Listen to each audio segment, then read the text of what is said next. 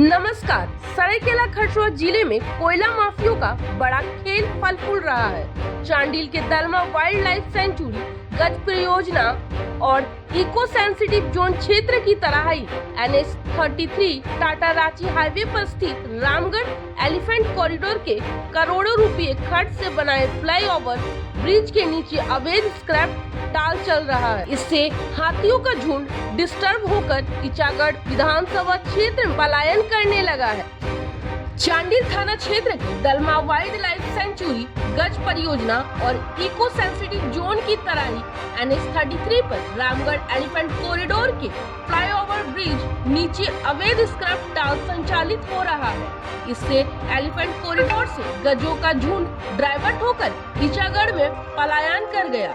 जमशेदपुर से scrap mafia triple axle गाड़ियों से पश्चिम बंगाल जाने वाले कोयला, आयरन स्टील, लोहे की रॉड आदि का कटिंग धड़ल्ले से कर रहे हैं। किसके संरक्षण में दिन दहाड़े यह काला कारोबार फल फूल रहा है। सबसे पहले तो जोहार आपको। बहुत ही आप विशेष मुद्दा पे बात किए हैं और हमें दुख होता है कि आज झारखंड राज्य होने के बावजूद भी 25 साल के आज होने के बाद भी आज यहाँ पे पलायन बोलिए, शोषण बोलिए, बार बार अत्याचार होते जा रहा है। आप देखें 25 तारीख के बाद है, पिछले महीने के बाद हमने एक जनसभा रखा था, उस पर भी इस मुद्दा को लेकर बात किया। और दलमा तराई के क्षेत्र में टोटल 4 प्रखंड है। निम्बी हो गया, आपका बोड़ाम हो गया, चांडिल हो गया और आपका जमशेदपुर का पूर्वी हो गया।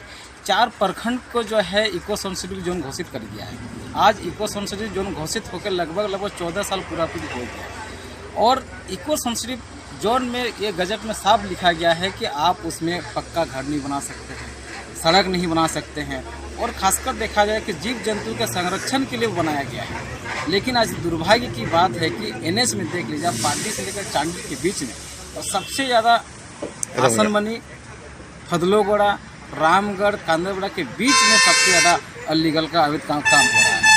आज फदलोगोड़ा से लेकर रामगढ़ के बीच में देखा जाए तो 4 से 5 इससे बड़ा बड़ा वेयर हाउस है, बड़े बड़े होटल है, 5 स्टार होटल भी है और कई ऐसे जगह पर है जहां अवैध रूप से बड़े बड़े कंपनी भी चलाया जाता है, जहां पर आज झारखंड के 5वीं अनुसूचित क्षेत्र के होने के बावजूद भी पेशा कानून ग्राम सभा का उल्लंघन करके आज अवैध खनन का काम हो रहा है।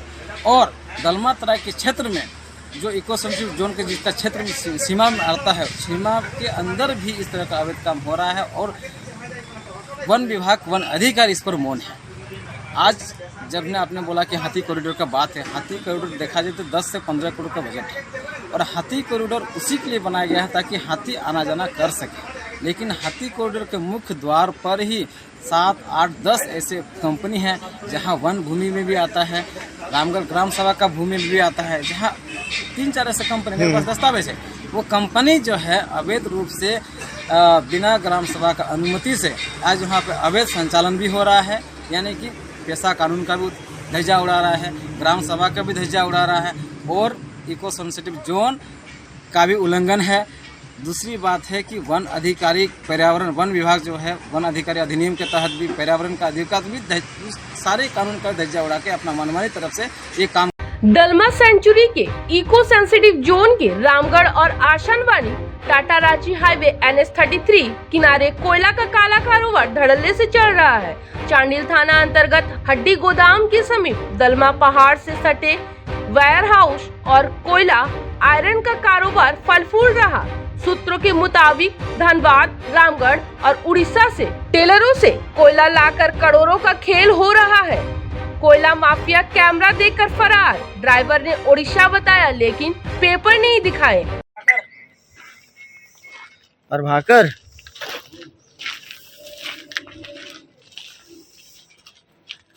कहाँ से लाया माल? उड़ीसा से। अभी ले गया है? हाँ, अभी लगा है। कितना माल है इसमें? 42 टन।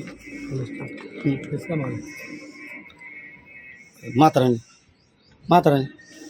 कहाँ लेके कहाँ जाना है? यहाँ खाली खाना।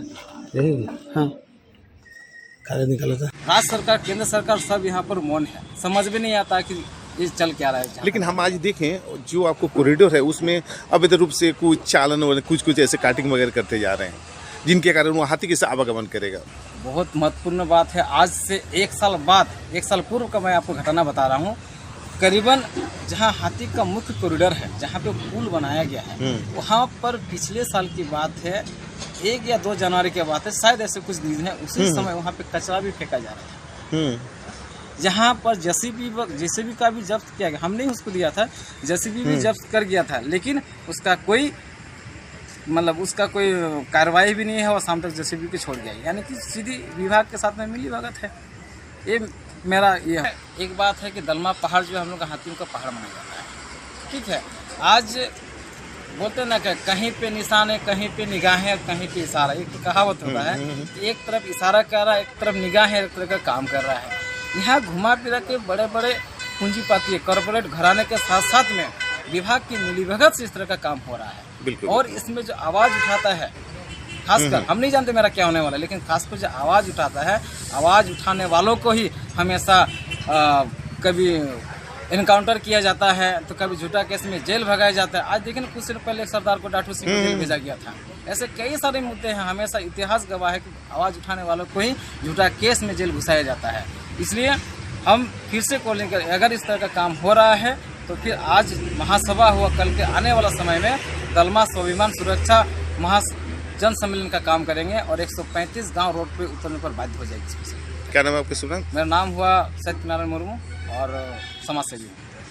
एसडीपीओ ने कहा, गलत करने वालों पर कार्रवाई होगी, लेकिन माफिया मस्त है।